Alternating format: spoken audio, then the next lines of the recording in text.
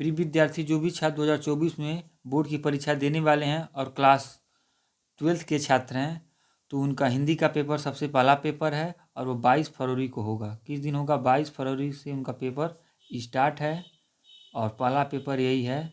तो हिंदी के पेपर में सबसे ज़्यादा नंबर का अगर कोई क्वेश्चन आता तो वो आता है निबंध।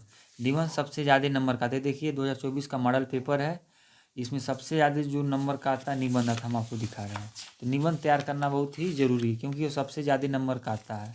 अगर निबंध आप छोड़ेंगे तो आपका नंबर भी बहुत कम हो जाएगा। इस नाते देखिए क्वेश्चन नंबर 14 पर क्या लिखा है? निम्नलिखित विषयों में से किसी एक पर अपनी भाषा शैली में निबंध लिखिए। तो देश में बेरोजगारी की समस्या, आतंकवाद की समस्या का समाधान, वृक्षारोपण का महत्व, विद्यार्थी और राजनीति, देश की समृद्धि और विकास में समाचार पत्रों की भूमिका। ठीक है, तो 5 टॉपिक दिया, किसी 5 टॉपिक में से आपको एक टॉपिक लेके निबंध लिखना और आपको 9 नंबर मिलेगा। 2 नंबर मिलेगा आपको उसकी रूपरेखा लिखने पे, आपको 2 नंबर मिलेगा और 7 नंबर मिलेगा उस पर निबंध लिखने के लिए। ठीक है, तो कम से कम निबंध आपका 7, कम से कम 3.5 पेज का होना चाहिए, उससे कम नहीं होना चाहिए। चलिए अब हम आपको बता देते हैं इसमें से एक निबंध पेपर में लिखना कैसे। जैसे देश में बेरोजगारी की समस्या है, इस पर आपको निबंध लिखना, किस तरीके से आप निबंध को लिखेंगे आइए हम इस वीडियो में आपको दिखाते हैं। देखिए इस तरीके से आपको निबंध लिखना है। ठीक है, जैसे मान लीजिए पहला है बेरोजगारी की समस्या है, हेडिंग डाल दिए।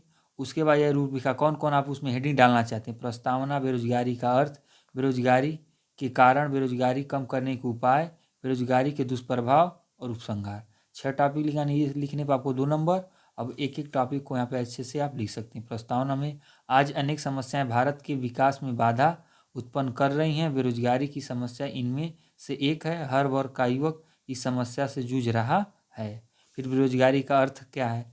जब कोई योग्य तथा काम करने का इच्छुक व्यक्ति काम मांगे और उसे काम न मिल सके, अथवा जो अनपढ़ और अप्रशिक्षित हैं वे भी काम के अभाव में बेकार हैं। ठीक है, इस तरीके से लिख देंगे। फिर बेरोजगारी के कारण आप पॉइंट टू पॉइंट लिखना। ठीक है, साफ साफ सुंदर, दोनों ओर इस तरीके से स्केलिंग नहीं करना है, केवल एक बार एक साइड में करना है और अच्छे से हेडिंग डालना है। इसके नीचे अंडरलाइन कर देंगे, साफ सुथरा दिखाई देगा। फिर बेरोजगारी को कम करने के उपाय, ये हेडिंग डाल दीजिए, इसके बारे में लिखिए।